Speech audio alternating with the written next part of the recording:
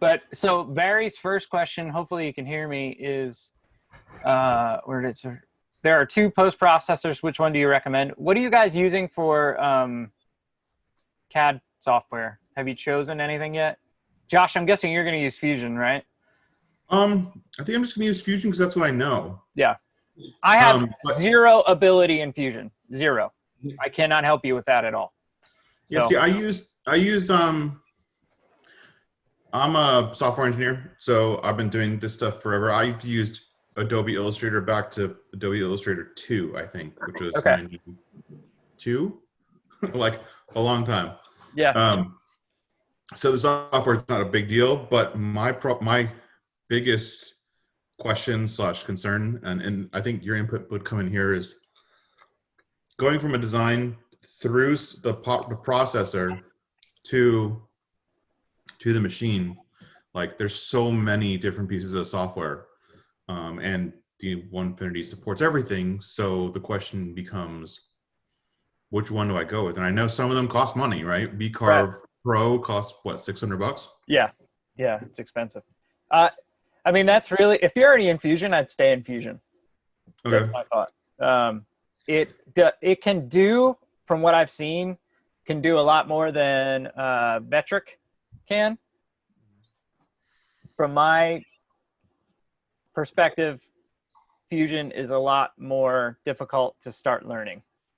Vectric, since I really started out, well, I started on easel for a brief amount of time, which is like the kids version of design software. And then I went to Carbide Create. And I still use Tinkercad for a lot of 3D printing stuff. That thing's amazing. But then I went to Carbide Create, and Carbide Create is like a really, really dumb version of Vectric software. So it was a natural progression for me, and that's why I chose it. But if I could go back in time, and that was before I did any 3D printing. So if I can go back in time, I would have learned Fusion. And because I can't use Vectric with 3D printing. I can only use it with carving stuff. So now you're split between 2 or 3 different pieces of software? Yes. I use Tinkercad for almost everything I design on 3D printing. And then I use Vectric. Hey, Barry. We can see Barry. I'm sorry. Hey, there. We can hear you too. Good. All right, I'm going to remove this one. So there's just 4 of us. There we go. So, yeah. So I use Vectric for that. And that's pretty much how I am. Craig, have you chosen a? As of right now, I'm using Carbide Create. Okay. We're all Mac here, so we're kind of more limited in software choices. So yeah. I think it's Carbide or potentially Fusion, right? Fusion, yeah. That's the other reason why I use Fusion. Yeah. Oh, you're Mac too. Okay. Barry, you're asking about the post processor. I'm guessing you have Vectric, or that was. Yeah, I have Vectric Pro. Vectric Pro. Okay, yeah. So there's 2 for Vectric, anyways, to answer Barry's questions. There's 2, and I'm kind of working with them to figure out which one is best. And there's a preference I like, and then there's a preference that the owner, Mark, likes, and we're not on the same page. They added a button on the software to probe Z and probe XYZ, and then the post processor that he likes is where it asks, before it runs in the software, it asks to probe every time you're going to run a toolpath. I would prefer to touch the button and do it when I want it rather than when the machine thinks it wants it. So that's why there's 2 on the software, or they uploaded 2. One that says with probe means that the machine is going to ask and automatically probe between every toolpath. The other one that doesn't have the probe, probing will still work. It just doesn't ask it for every time. You have to push the button manually to between toolpaths. So when that probes, that you have the option to do just X or Z. Yeah, you have two options. You have X and X, Y, and Z, or just Z. And if I can, Josh, do you know how I can show my computer screen? Sure. Bottom center of your screen. Are you full screen or not? I'm not. I'm windowed, but it's just So bottom center of your screen, share screen. And then so you either share your desktop, which shares your entire desktop. So if you have like icons all over your desktop, people will see that. Or pick the application you want to share. Okay, let me open. You want to share your web browser, pick the web browser with your current tab. I have pick the browser, like you pick whiteboard Chrome, it'll share Chrome, and then you'll be able to switch tabs and we'll see it. Okay, well, I have screen, so let me hit that. Do you see my screen now? Yeah, so we're seeing everything, including your desktop. Okay, that's fine. The downside with that is since you have such a wide desktop, it's everything's really small. So if you cancel the share screen and then share screen to your Google window, it'll only share your Google window. Here we go. There we go. That'll look a little bit better. Is that better? There you go. Yeah. Yep. Okay. When you share your screen, just for reference, there's about a 1 to 2 second delay between what you do on the screen and what we see. Okay. All right. So I have connected, and this is totally optional, the controller to my Wi-Fi network. You do not have to do that. I just have Wi-Fi in the shop, and it makes it way, way easier because I never have to use a USB to like put files on the thing. I could just stay at my computer after I'm done and just boop right over to it. So I totally suggest doing that if you can, if you have Wi-Fi or an Ethernet plug. So what you will do is, if you're connected like that, you'll type in, it gives you an IP address. This is, so you can see the screen. This is literally what you would see on the little monitor that's connected. Same exact thing. So at the top left, you can see where it says CNC controller. It has the 192.168.1.143 MyersWoodshop.com. Y'all see that part? Yep. Okay. So the www.MyersWoodshop.com, that's my SSID for my Wi-Fi. You have to know that. And it has to be a 2.4 gigahertz Wi-Fi to connect. Interesting. Do you have that, Barry? Do you know all about that? Yeah, it's a dual band. I have 245. Okay. Good. Okay, good. And if these questions are beneath you, I'm sorry. I don't know where everybody is. No problem. So you have to type that in, and then it'll restart itself. And if you did it correctly, it'll give an IP address, and this will show on your screen, the little tablet screen. So I just come over to the computer and I type that IP address in, and it pops up the controller on the screen too. So the three little thing on the side, it like makes the settings fly out. You'd go to, if you're on the little touchscreen to get to the Wi-Fi to add yourself, you click on admin and then network. And initially it'll be set to disabled. You'll click client, and then you'll type in your SSID and then type in your password and hit set, and it'll restart itself. It won't let you know if it's successfully connected. The only way to know is if when it restarts, it comes up with your IP address. Okay. Does that make sense? Okay, cool. So I don't remember what the question was to make me get to here, but It was the probing of, if you can the probing, yes, yeah. So you can see there's probe X, Y, and Z, and then there's probe Z. Okay. So there's two buttons, and X, Y, and Z will do all 3 points, and Z will just do the top. So when you have the other post processor that it prompts you, you have the option to do full X, Y, Z or just Z. The other one, when it prompts you, will just prompt for Z. I'm fairly certain. It'll just do Z. So you'll need to set home for X and Y before you start anything anyways. So that's why I think that prompt is kind of a redundant thing, because you have to do it first when you first start the program anyways, because it won't do X and Y. It'll only do Z. So, and for Josh and Craig, you guys probably don't know what X and Y and Z. Well, Josh, you might, because 3D printers will home itself. It's very similar to that. But you're gonna have to send files to my 3D printer the same way. Okay, cool. But I have an Astro box connected to my 3D printer, so when I send files, I just do it straight from Fusion. Gotcha. To the 3D printer.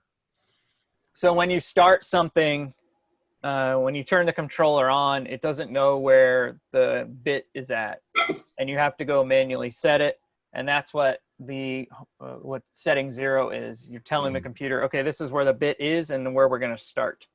Well, at some point, it's some consideration, right? It's not necessarily where it knows where the machine is, but it doesn't know how big the bit is. So based on your bit, you need to tell where the bit is. So it knows the machine is left, right, because it has a position.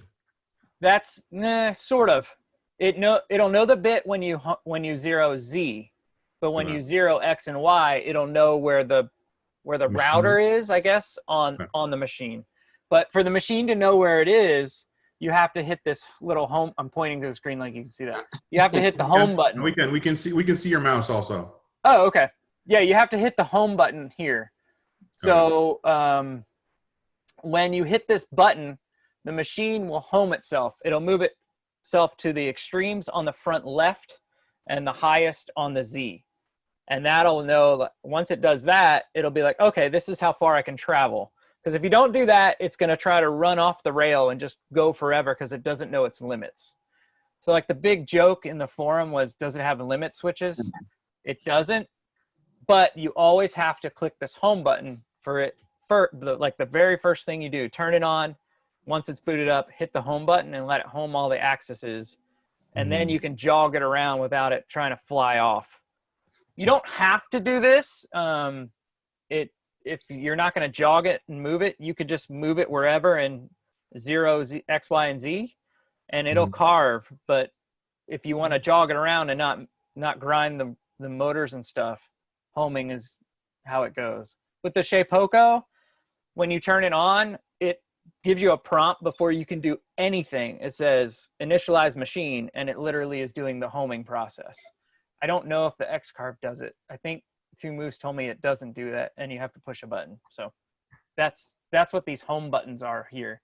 So the top one will home all 3 at one shot, and then you can see the X column. If you click that, it would just home X. If you click the Y column, it'll do Y, and then Z will do Z. So that's what those buttons are over there. This 0 here with a line through it, that's zeroing. So once you move the bit to where you want it to go and start, like I programmed this to start right here. If you move it over to there, you would hit these 0 buttons and do the same thing. Does that make sense? Yep. Yeah, so home is relative to the machine, 0 is relative to the piece you're going to carve. Yeah, pretty much. Right. Home is always in the front. You can set home wherever you want though, right?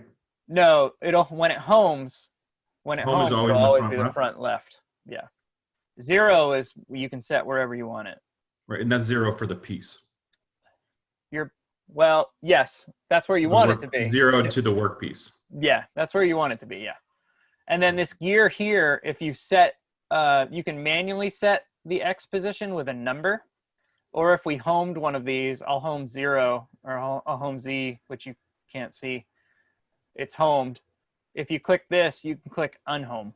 So if for some reason it didn't home correctly or something, you would click unhome. It would go away, and then you'd click home again,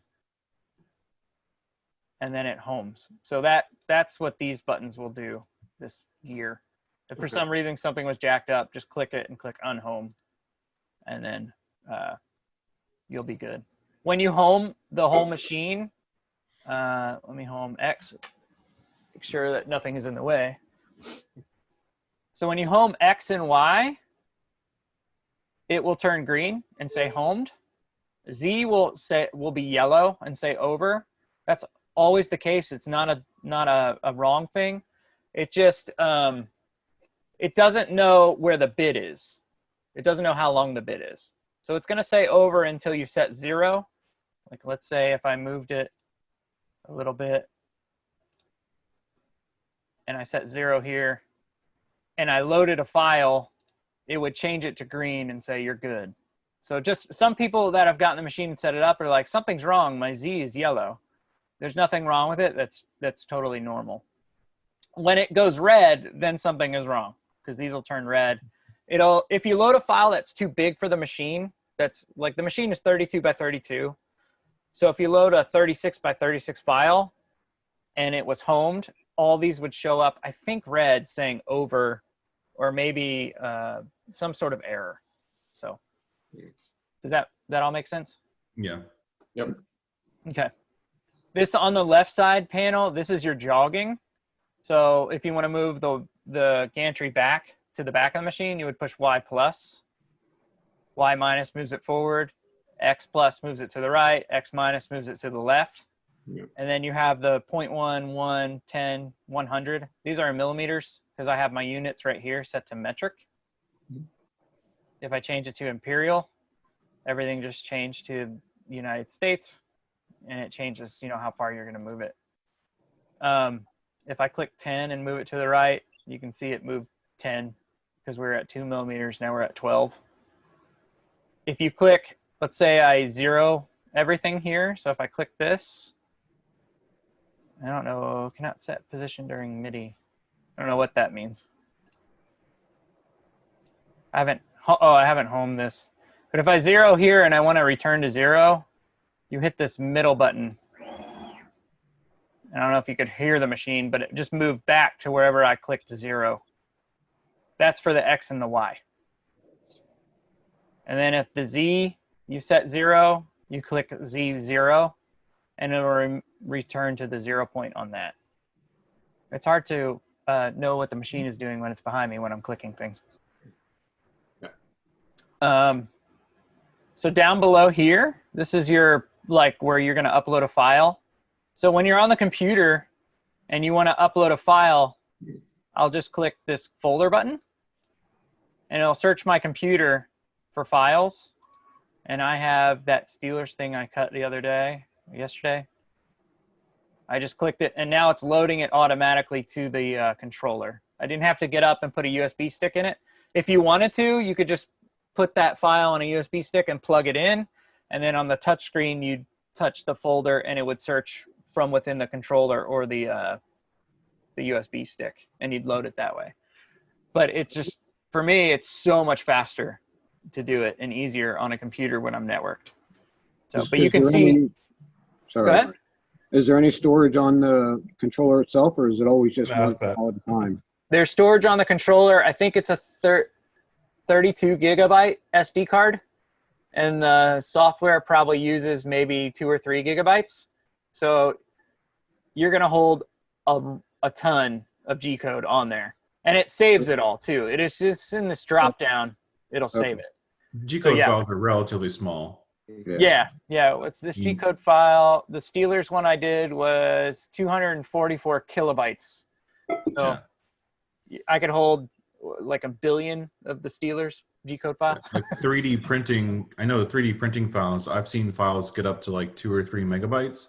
Yeah. But that's just because it's a 15-hour print, you know what I mean? Like, right. So I have seen somebody sent a file to me saying, hey, can you get this to load on the Shapeoko? And it was the most intricate dragon 3D cut thing I have ever seen. And, oh, you know what? I wonder if other people are trying to join. Hold on, I'm going to stop sharing my screen. No, okay. I just wanted to make sure. What you do, Ben, is click the chat window and keep the participants window. If you click participants, it'll keep it up on your screen like in a floating layer, and just kind of put it off on the side. Oh, okay. It'll be there even if you're sharing. So you'll see if someone's trying to join. Oh, okay. Yeah, I think the file was 45 megabytes, and it was so slow to a crawl that Vectric, I couldn't open it on my laptop, which is pretty baller. I couldn't open it, and it took a really long time. So you'll be fine with file sizes. I wouldn't worry about it. That also means the one consideration that I would make as a suggestion is if you're putting files and you're leaving them on the machine, make sure you name your files something logical that you can find later. Don't just name it Untitled 1, Untitled 2, because you'll never remember what that means. I would also I would add the bit that you're using onto the file name, because you won't have a clue. if it's something you put in like 3 months ago, you know. So If you have the storage on the controller, is there like a browse, or is it just always one big list in that drop down? It's just a big drop down list for Okay. at least for now. But so if you're using this and something makes sense that you wish you had, go to the forum and there's like suggestions. Something. Oh, there's a forum? Yeah, there's a forum. Forum.onefinitycnc.com. Okay. That's the forum. But I know there's like a suggestions or tell us how to improve or something. I think one for hardware and one for software. So go to there and be like, hey, I would love to see this, and they want to make it better for you. That's for sure. They've added a bunch of stuff that I wanted. So I'll make some suggestions. Yeah. From I write my design and build web pages for a living, and this interface makes me kind of cringe. Yes. Well, they started out with the Buildbotics one, Yeah. and they did what they could, I guess.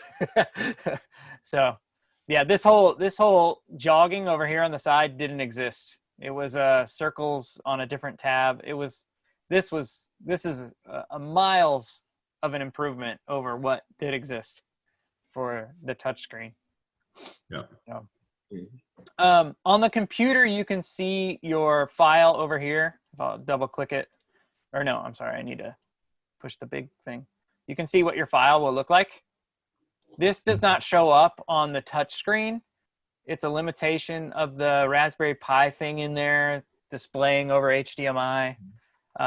So you'll only be able to see this if you plug it into a computer or you see it on your phone. So probably a 3D render due to the web browser the Raspberry Pi uses can't render the 3D plugin. It uses Chromium, I think, but on there it doesn't show up. So yeah, that's typical for Raspberry Pi. Yeah. So if you want to see that, what each file looks like, you can see it loaded a different one. You need to go onto your computer and log in and see it. But each button, like this button here, shows the end mill, which is just a cone. And this, when I'm talking about zeroing Z, like I want the beginning of this file where my bit is going to start right down here where this cone is. So if I set my 0 up at the top corner of the material, it would cut up to the top right and it wouldn't cut my material.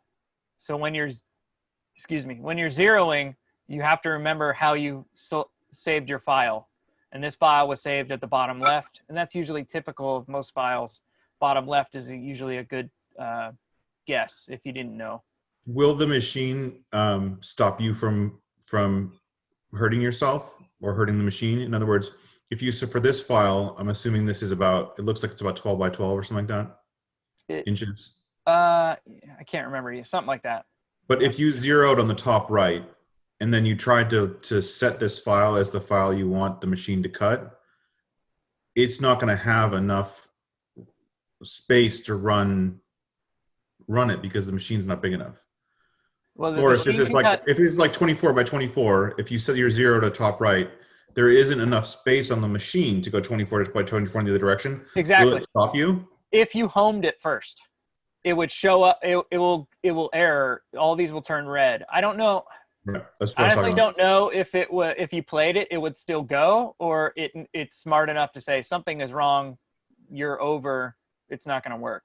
I think the latter, but it will definitely show you up here if the machine, let me just do that real quick.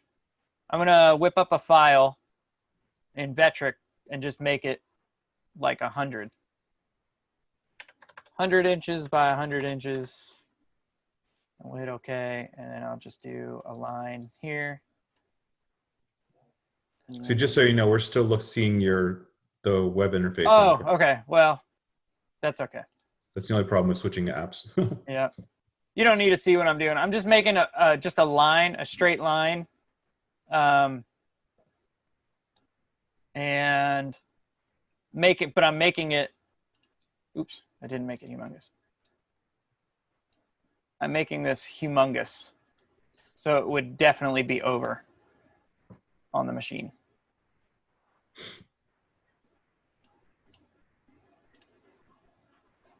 I'll name it big. And you can see, so I'll click open and this one's named Big, and it's gigantic. And there you go. No fit, no fit. See how it's red? Cool. It's just too big, so it may, I can still click the start button, and I don't really want to because I haven't homed anything and I might ram stuff in, but it'll definitely show you, at least in red up here or pink, that it doesn't fit. You're too big. So it gives you, that's more than most CNCs will give you. Usually you just click the button and it's going to try to go. So down below it shows you all the G code if you want to know all the G code.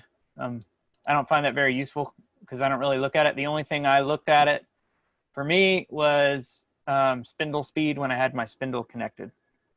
So this one button right here, you can download this to either the USB or in this case, my computer. So if I wanted to download the big file, I just downloaded it by clicking here. So you can go back and forth. If I wanted to delete that big file, I'd click this delete button. And it gives me 3 options: cancel, all, or selected. So if I click cancel or delete G-code all, it would delete everything that's saved on the controller. Delete it all. That seems like something you wouldn't want to do from the normal interface. Yeah. So I just want to select the one that I have selected, which is big, and I'll hit select, and it deleted that one. So now the only ones left are the probe, and which came with the controller. I don't know what that is. I guess a test for them. And then my Steelers logo. But you can see up here, you can see where it switches remaining.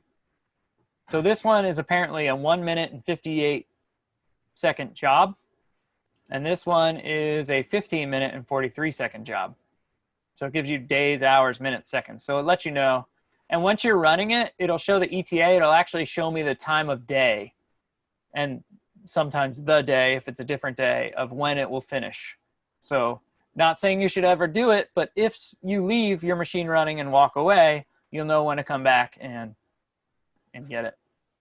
And So, that's assuming the time zone is set correctly in the settings. Yeah.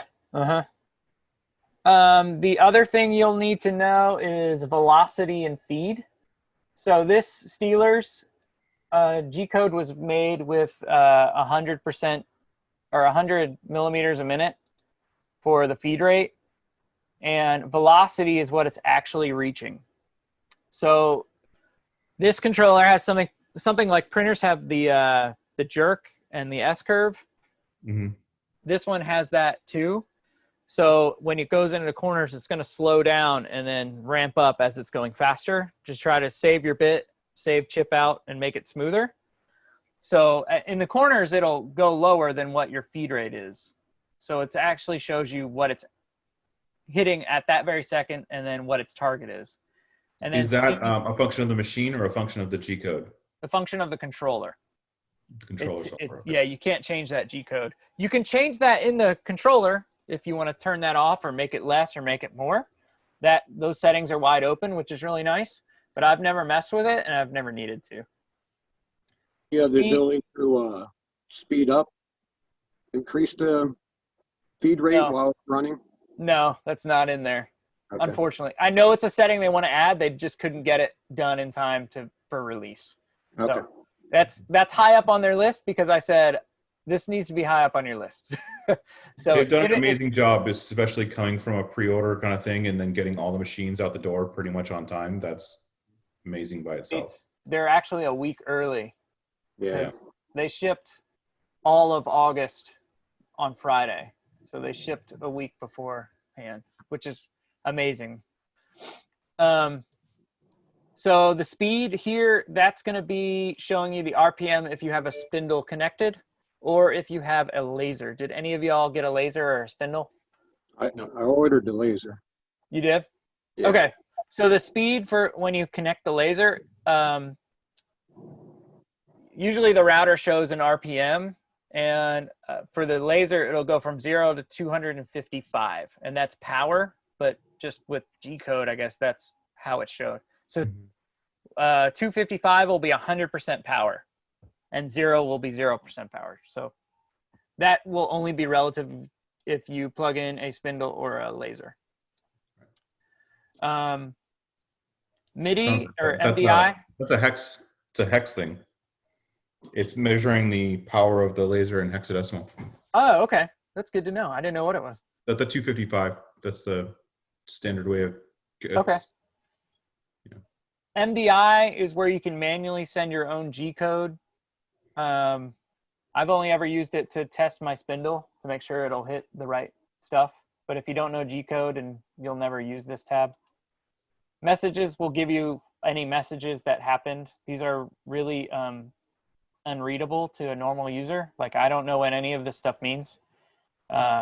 It's just like if you hit an error and you have a problem, you can send this error in and say, hey, this is the error it's giving me. What's the problem? So, and I can clear that because I don't know what it is. Indicators will show you like what all is going on with the controller. You can see down here in my measurements, I have 34.4 volts input. My motors are at 0.41 amps. Temperature inside is 21 Celsius, stuff like that. If you get a breakout board, have any of y'all ordered that or plan on getting a spindle? Yeah. Yeah, I ordered it. Okay. This will show you where to plug it in. That's pretty much it. You only use 2 of these connectors to do the spindle. So that's where you can see if it's plugged in or not. And then inputs, one thing I have is a probe, and it has, like all the other ones are empty circles, and this one has a circle with a plus in it, which means my probe is plugged in. Is that And then the Onefinity probe, or you're using your probe from the Shapeoko? I have the Onefinity probe. When I sold the Shapeoko, I sold the probe with it. I'm sorry. My apologies. I didn't realize you had sold the Shapeoko. All right, well, I gave it to my brother-in-law. Oh, cool. If you touch the probe with, I don't know if this will work. Oh, I have a bit in there.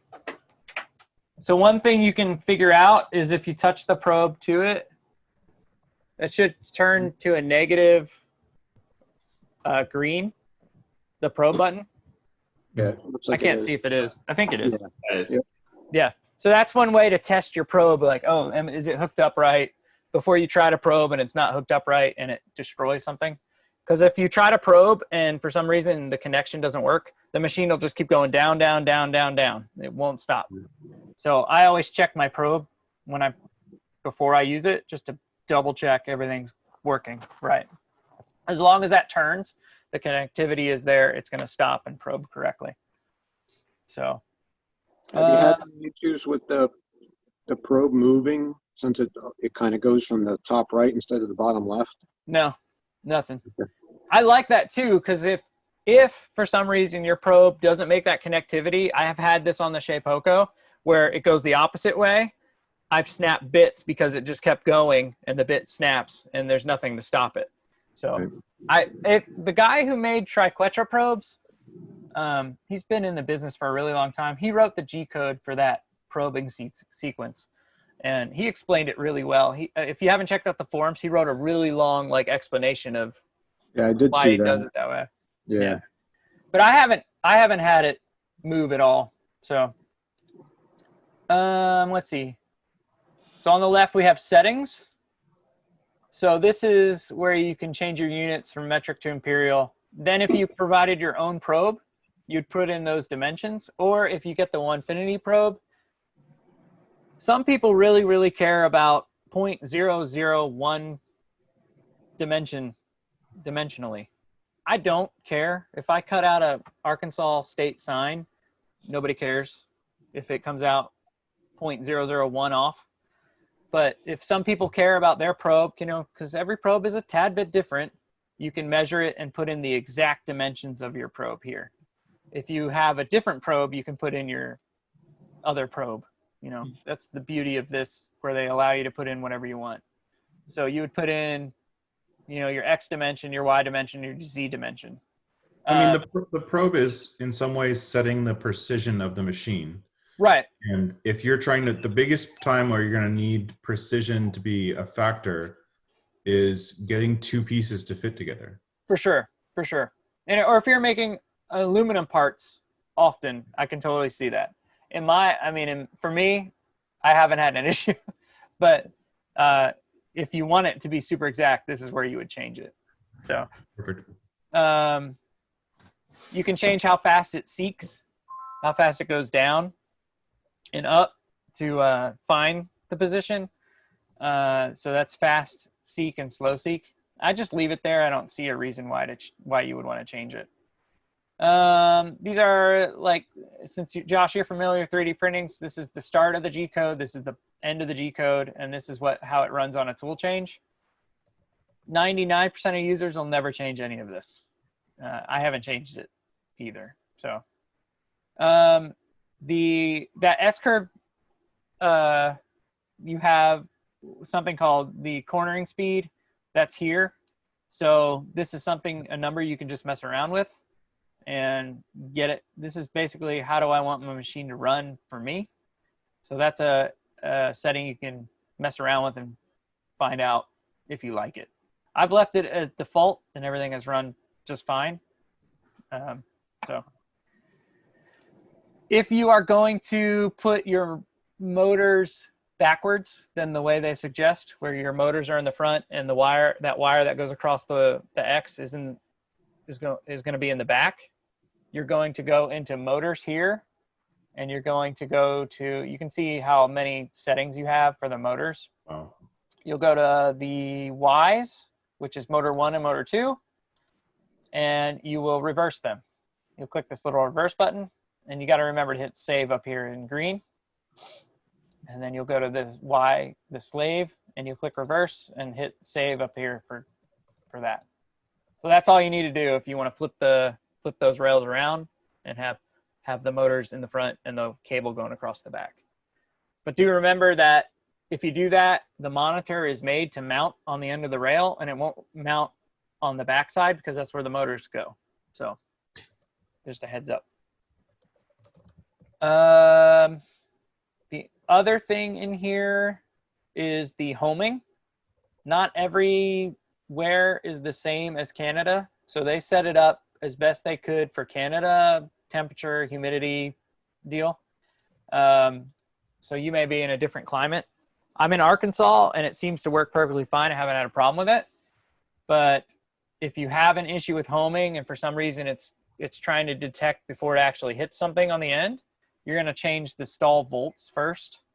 You're just going to lower that by like 0.1, so maybe like 0.1.9. And remember to click save up here on the green save button, and see if that works. So it's kind of like a play with these numbers to get it dialed in for your environment. They have in their manual, they write what all these things do and what you should do. So just check that out. But that's one thing that you may want to change.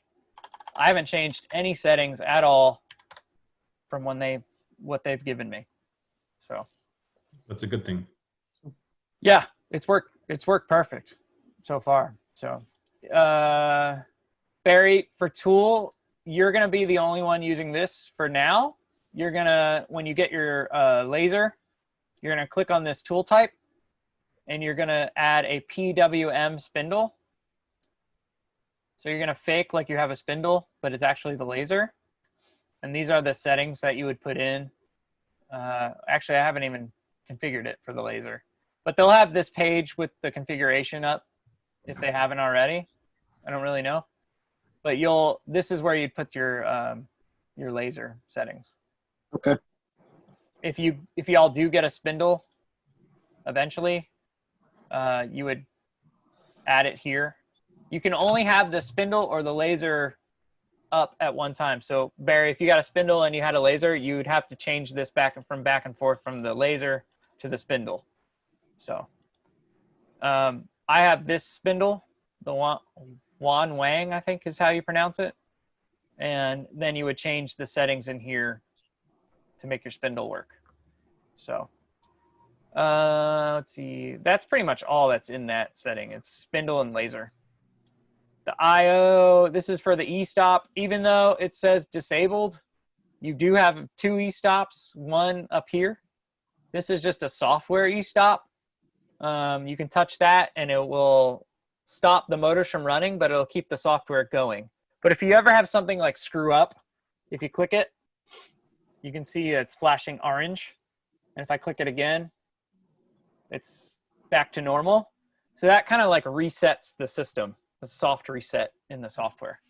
The big e-stop on the controller, if you push that, that's wired directly to the power supply. You'll kill all power. So either one of those. But there's no, this e-stop is for when if you hooked one up to the breakout board, but Onefinity has added this one and the other one, so you'll never have this one on, I don't see. Probe, this one is where, there's two different ways to plug it in, but I guess they send you it plugged in a certain way. So normally open, this is, if you didn't have a probe, you'd have disabled and you'd hit save. If you have a probe normally open, I think you could just leave that normally open and it wouldn't make a difference. Outputs, these are those load button plugs on the back of the controller, if you've seen the picture of that. There's two people are wondering what it does. I don't know what it does, and this is what you would configure it for. I don't know what they do, so I can't help you with that. I imagine they're set up for future. Possibly. If you have no I/O, idea. the other thing you potentially would want to add is a fourth axis. Yeah, that's true. I don't know anything about any of that. So That's the other reason I ordered the breakout board, because I had assumed that it'll either be used for a spindle or fourth axis. it definitely is used for a spindle. That's the only way to do it. I don't know about fourth axis though, so I can't help you with that. Firmware, you can check if they have anything out. I should just have that automatically checked. You can upload it. If you're offline, you can put the firmware onto a USB stick and then upload it from here. Configuration, so that is like all the motors and all these numbers that are in here. Everything that's there is this configuration. So if I wanted to save the configuration that works, like if I wanted to save this default one, I'd click backup and it just downloaded down below. If I want to restore that, I'd click restore and then find that file, double click it, and now all my settings are back in. So like if you guys were messing around and you wanted the velocity lower or the acceleration higher or whatever, and that worked for you, go to general and back up your configuration and call it like Josh's settings. Yep. And then if you ever had a problem, I think they just uploaded this to the forum, like the default configuration. You could just click restore and upload it, and you're back to factory settings. Right. And then debugging is like the log. If they ever asked you, hey, send in the bug report, you would click this and send it in. Cheat sheet shows you some of the G-code stuff. This is just like, hey, what does G0 do? It tells you. And then help just takes you to their contacts. So that's pretty much the board itself. Any questions? Anything you want to know?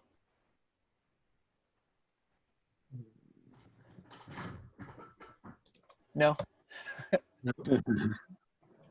Does it all make sense? Craig, you have a confused look on your face the whole time. No, taking it all in. Right. So and it all seems pretty straightforward. Okay. Like I'm saying, once I get my hands on it, I think it'll have. Yeah, it's kind of sucks. Yeah, it kind of sucks that it's, hey, let me show you this. It'll make more sense when you get it. If you plug in, if you have a USB camera, and I would show you, but I'm using it so you can see me. All you do is USB plug it in. That's it. There's no setting up, and the camera would show up here. And if I click on it, it makes it bigger. So you can aim it however you want it. You can, not only on a computer, you can also do it on your phone or tablet. Anything that has a web browser that's connected to your local network, you can type in this IP address and it will show up. Apple is not showing the webcam, and I don't know if it shows this the preview either. I think that's a limitation within Apple's settings, like their privacy settings or their software settings. So you can't view the camera. Android, I'm pretty sure you can. So if you have an Android thing, it'll show you all of that. So I wonder if that's just a setting in your settings. Like you have to actually go into settings and enable. No, it's Apple's limitation. Interesting. Yeah. At least from what I have figured out. I hope you can prove me wrong because it would be nice. But anything you want me to show really you bad on about that from an app development standpoint? They're not consistent about they let certain people's software do certain things and other people they don't. Well, see, and this is just web-based, so I'm just using Safari, and you know, I've tried it in Google, but it's still using probably some sort of Safari on Apple, but it doesn't work. So, do you want to see the machine at all? I don't know if there's like a countdown timer on how much time I have left. Your meeting just got upgraded to be unlimited right before you hit the 45-minute timer. So we're already almost at an hour. Oh, how did it get upgraded? When you have a new account, they usually upgrade your meeting automatically the first 5 to 10 times you do it. Okay, sweet. Well, that's good. Do you want to see it cut or load a file and all that? Sure. Sure. Yeah. All good. We can cut the let's see. Can you see? Can you see me again? Yep. Okay. All right. I need to move my camera here.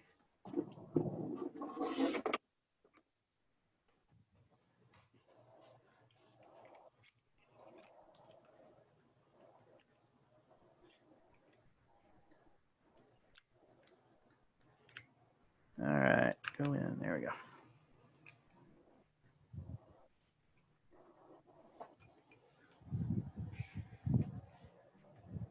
Okay. So I mounted my screen up here.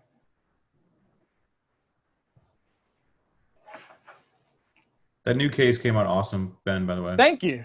That was a lot of work. What size extrusion did you use? They're 10-10. 10/10? Yeah. So this is the machine. This screen doesn't always match up with exactly what you did over there on a computer. So sometimes it'll have like that old thing that just popped up. If you have the joystick, which is amazing, not just to sell it, but like so many times I'm in here moving around wanting to get something exact. It's so easy to use the joystick in here. The joystick will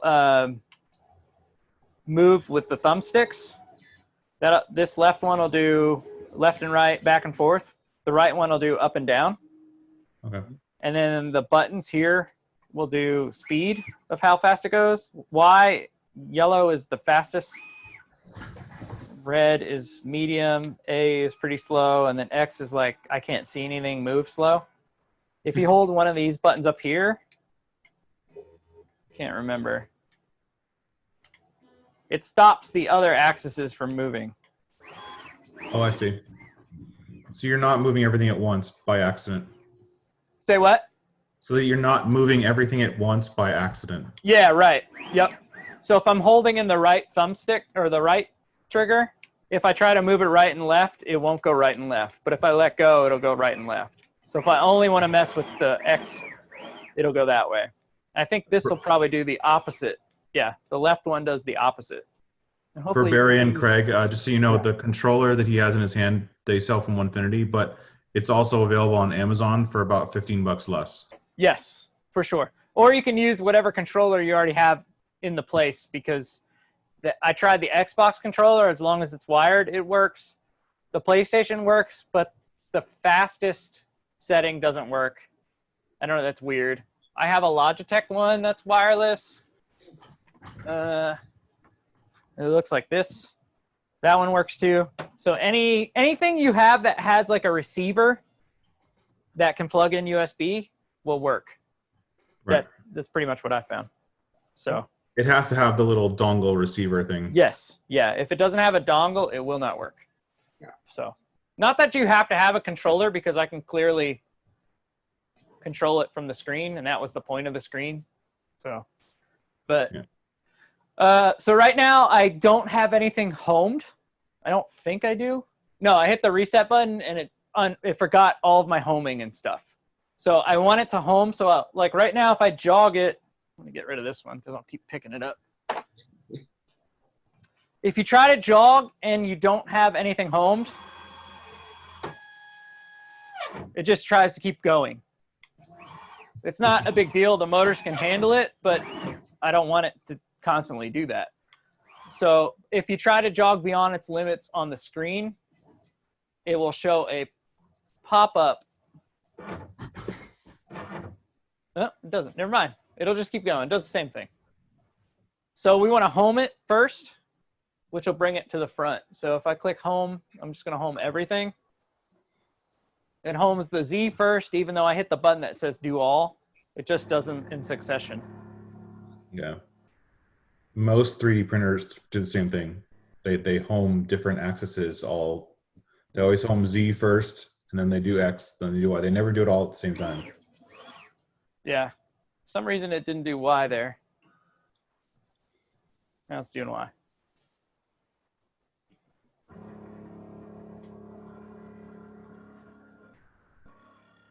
It's still not doing Y. Oh, I might have saved the setting to be different on the Y motor.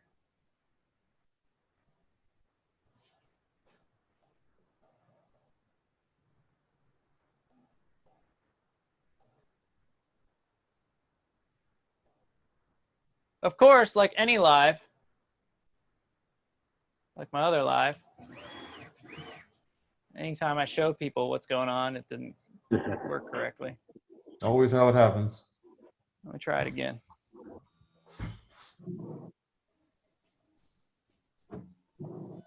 There it goes.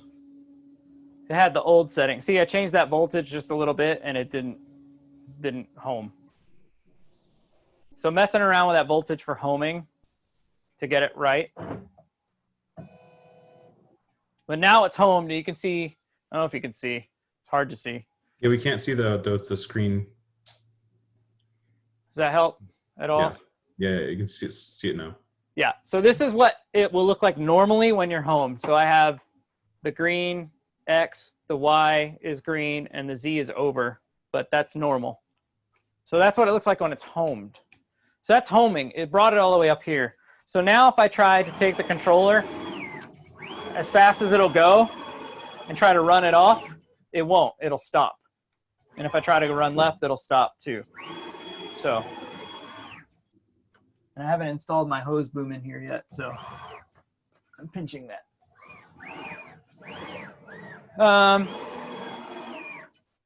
So let me just recut the Steeler thing because I have that already loaded. It'll be faster.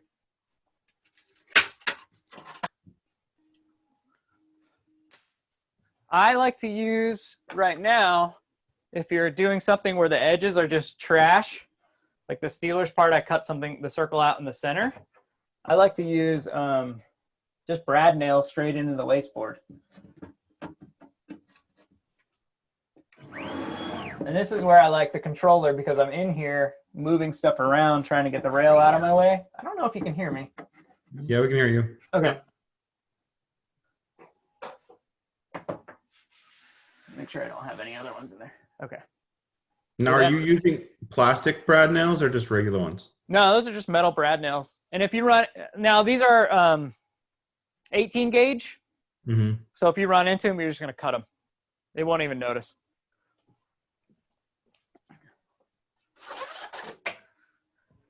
So this is some waste from when I tried to cut panels to fit inside. Doesn't work. So I wasted a bunch of money and wood and time.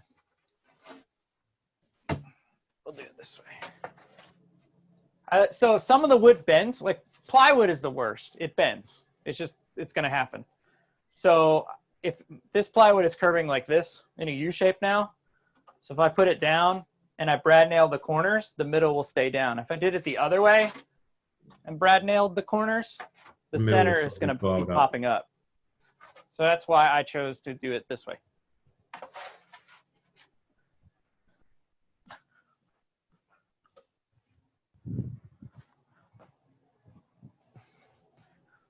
And since I'm cutting out a circle, I don't care. My material could be like this. Theoretically, it would be fine. But I'm going to put it on like this and just shoot a brad nail in every corner.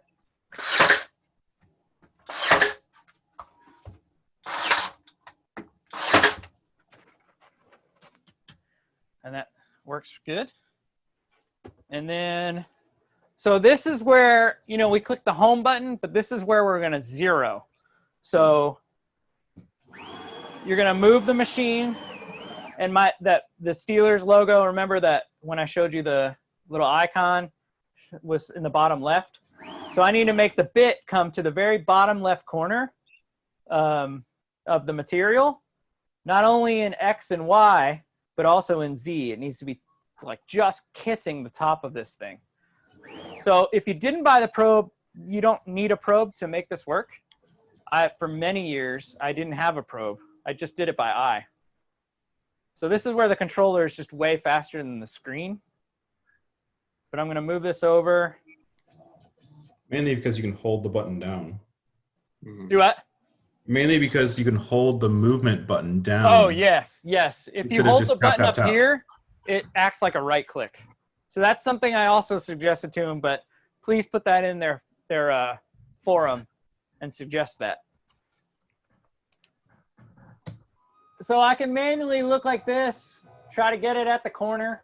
Again, since the circle is smaller than this piece of wood, I don't need to be very exact. I could be on the X and Y. I can be over a little to the right, a little to the left, a little forward, backwards, but you know, close enough. So I would set my 0. I'd come up here and I'd push 0, either the 0 all because I have my Z touching the top and my X and Y are all where I want it.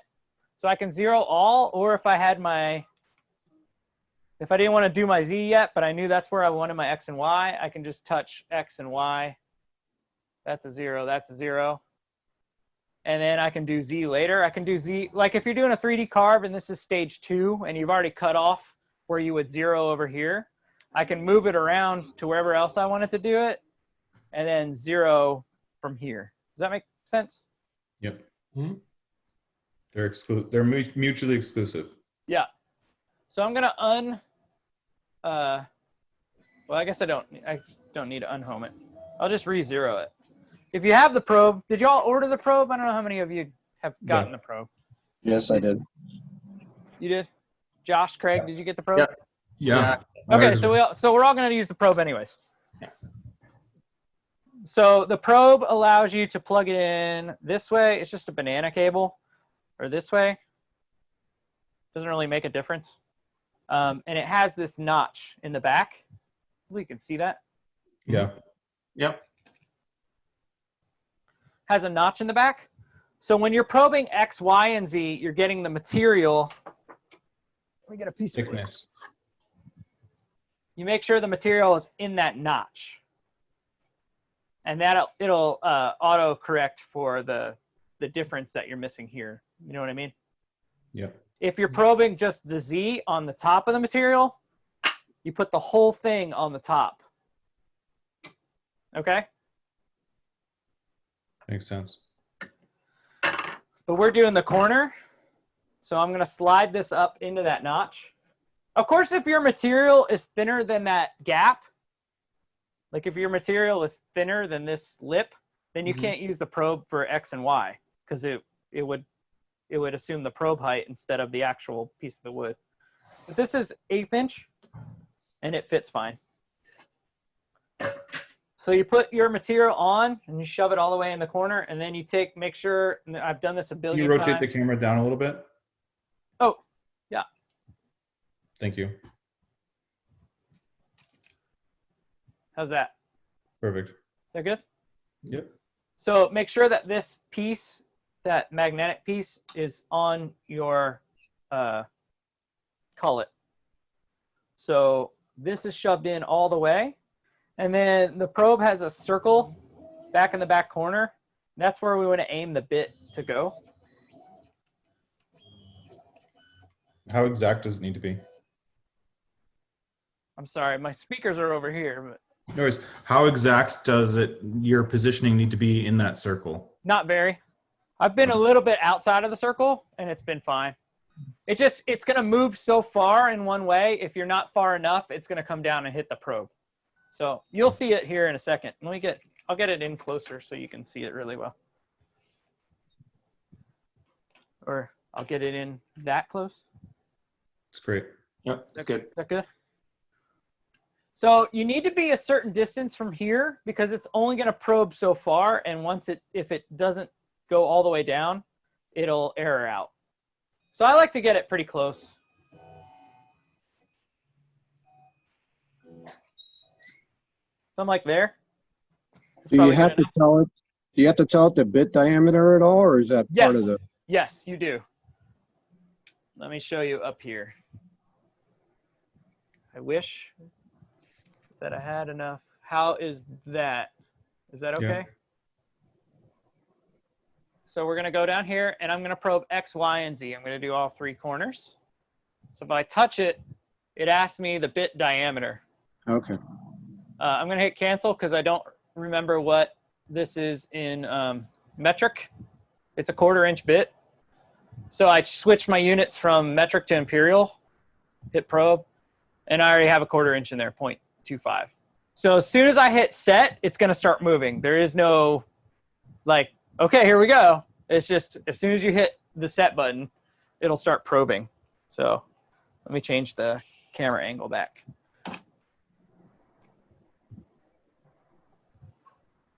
Is that good? Mm-hmm. Yes. Okay. So I have my proper, so this enter probe tool information diameter, that's how big this bit is. So just make sure you have that set right or it's not going to calculate the math right.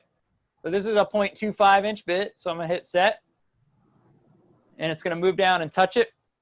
It's going to raise up and touch it even slower the second time to get a more exact one. And you see how far over it moved? That's how far you have to be off of that circle. Okay. And then it does touches the back twice, and then it touches the other side twice.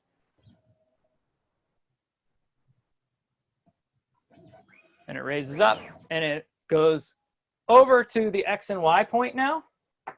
So this is the correct X and Y, and it just, 1.231 inches away from my material is where the probe is set to. And I can see that because of, you see the Z, 1.231 inches. I wonder what that is in metric, something around 31.275. Not a round number. I don't know why they chose it, but that's what it is. So does that all make sense for probing? Yep. Yeah, Ben, how does probing diameter work when you're using a V-carve bit? That's a good question. I haven't used a V-carve bit with the probe. For my old piece CNC, you always had to use a straight bit to do the X and Y.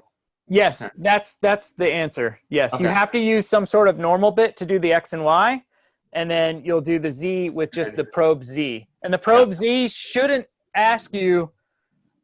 Let's try that because I'm not exactly sure. I can't remember what it was. I'll click probe Z up here because it'll be the exact same Z. We'll just reprobe it. I'm sorry that if you can't see that. Okay. Does that work? I'll click probe Z, and it doesn't ask me, and it's moving down and probing right now. It's going to be wrong now because it's going to assume the bottom of the deal. But that's what you would do with a V-bit. You would just do the X and Y. Yeah, straight bit first, and then just do probe Z with the V-bit. Exactly, right. I've got to reprobe now.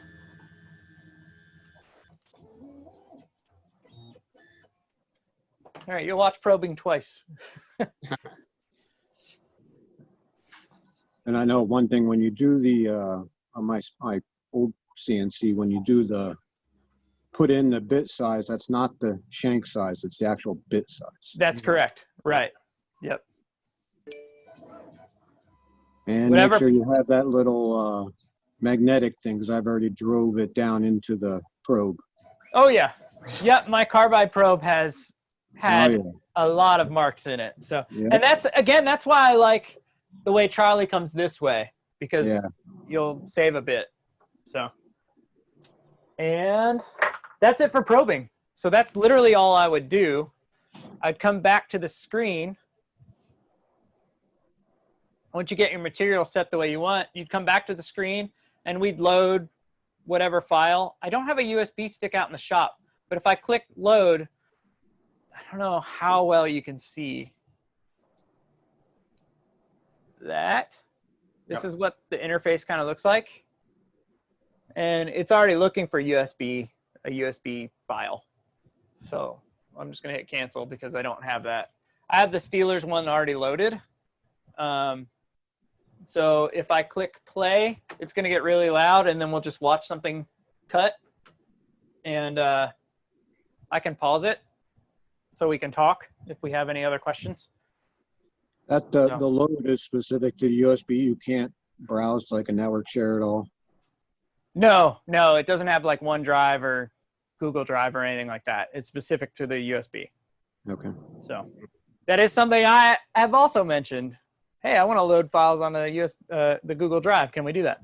But again, hey, if you think of that, throw it in the forum and add it to the list of what you want them to do. So Yeah, I'm I'm gonna do that through your computer though, right? So if you're loading it from there, you can pull it from a Google Drive or a Dropbox. absolutely, yeah. But you have to be connected to your local network to be able to do that. So if you went, now I haven't figured it out, but if you went to like your office and you wanted to load a file onto it, you wouldn't be able to log into the controller because you have to log in via a local network. Does that make sense? Yep. Okay. So here is everything. I'm just going to let it run. You might want to turn your sound down. Although the sound is, I have my Wi-Fi, the thing on my body, but this is the other thing you'll need to know is what you're going to set your router at. So you set the router speed, the spindle speed, which is your router from the dial on the machine. So I'm just going to keep it around like 4 for this one.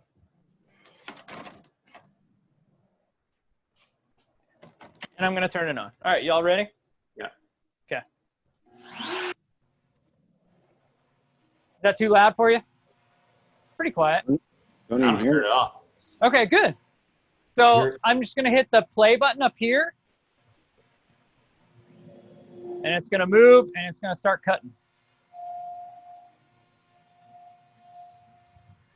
So Ben, I noticed you don't have your quote unquote Myers wasteboard on there. no, because I just finished this, and I had an extra MDF piece to just try to cut stuff. And now I'm making the Myers Woodshop version 2. And that's after I finish the enclosure complete and shoot that video, I'll do a video on the wasteboard. But I was just thinking that the fence that goes along with the wasteboard, you're probably gonna have to adjust it for the different position of the touch probe, right? It will, no, it should still work the same. Okay. I know I like the old one. You had a cutout for the touch probe. Does it work the same? That's a good question. I don't know. I got rid of the machine before I had the touch probe. I think it's about the same size. I think it's just thinner than the Oh, okay. the Carbide 3D one. So they feel like exactly the same X and Y dimension. So Yeah. let me show you. Can you still hear me when I'm over here? Yeah. Okay. Your enclosure is doing a good job of cutting out the sound. So that's good. So that's the machine that's still cutting. So if I come up here to the screen, you can kind of see, you know what I'm going to do actually? Instead of that, I'm going to show you as I'm logged into the computer. Hang on one second. I'll share my screen. All right, can you see the screen? Yeah. Yep. So you can see it running right now. You can see the positions are all changed. Everything's green up here. We can see it scrolling through the G code. You can see the remaining time. It's a countdown. We got 13 minutes and 38 seconds left. It's going to finish today at 11:34. So my time is correct. The line of the G code it's going and the progress. And you can also see that my feed rate and what it's actually hitting. See, most of the time it's hitting 25, 40, but sometimes it's not when it's going in the corners or doing something round or something like that. So, and if I pause it, it's holding, and you can hear that it's not moving. I'll show you. Can you still see me in the screen, Yeah. or just you can see the machine too? Yeah, if you click on participants, you should be able to see the camera view, not the shared screen view. So I'm looking at mine. I can see both views. Okay, great, good. So you can see the machine is stopped, and if I hit play again, it just goes. So it's going to cut the rest of it. So you can stop it and pause it and stuff. Of course, you'd have to go in there and turn off the router. If you had a spindle, it stops the spindle too. I'm pretty sure. I think that's what it did. I don't quite remember, but yeah. But that's pretty much it. I don't know any other questions, anything else I can show you? Not at this point, but this has been really helpful. Okay. Yeah. Good. Do you want me to complete the carve, or do you want me to show you what happens when I click stop? This is waste to me, so I don't care either way. Yeah, whatever. Okay. I'll hit stop. Holding user stop. I'm going to go turn the router off.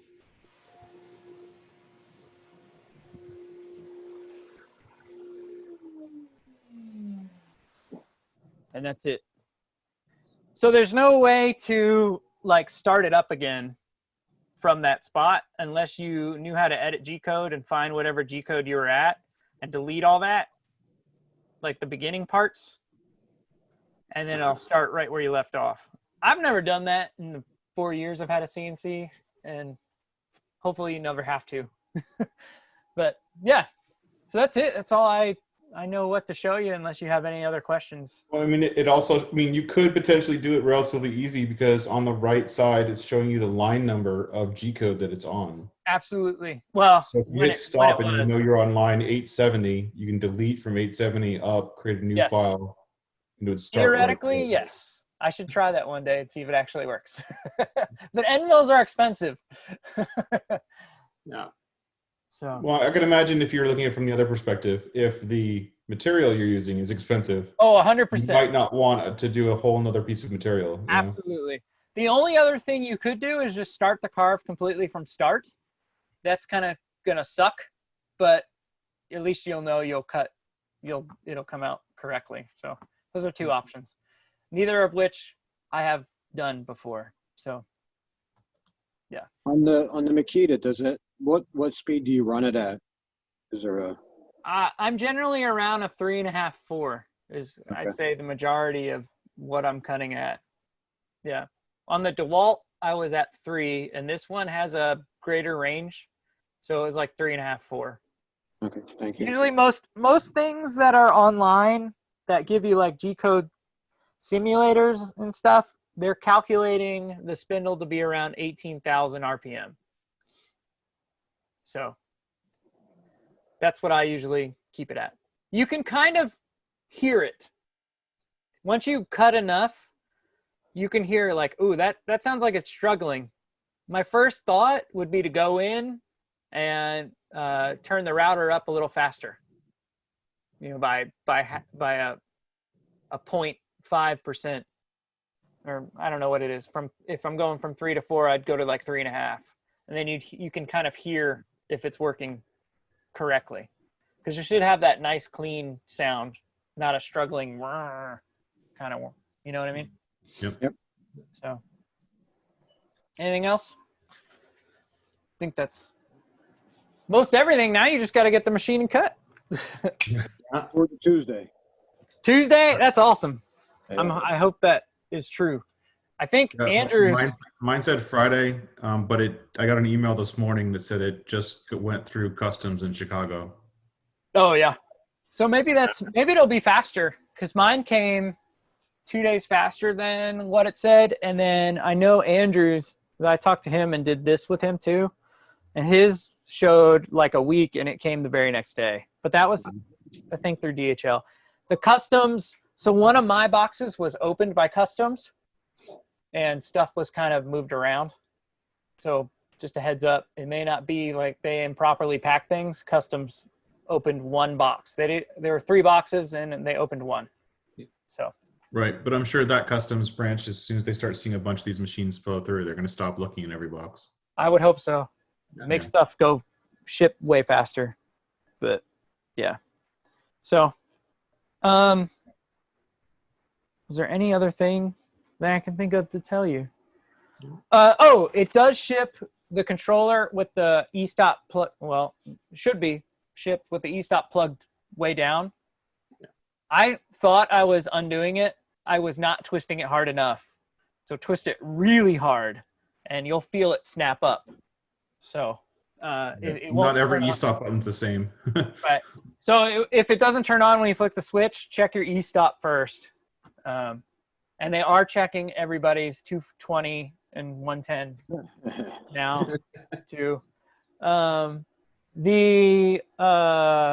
are 2 holes on the top of the controller. For Barry, this may affect you. Did you order a laser, or did you already have a laser? No, I ordered it. It's coming in September sometime. Okay. There are 2 holes on top of the controller, and I'll show you. Yeah, I'm planning on ordering the laser once I get the machine set up. Okay.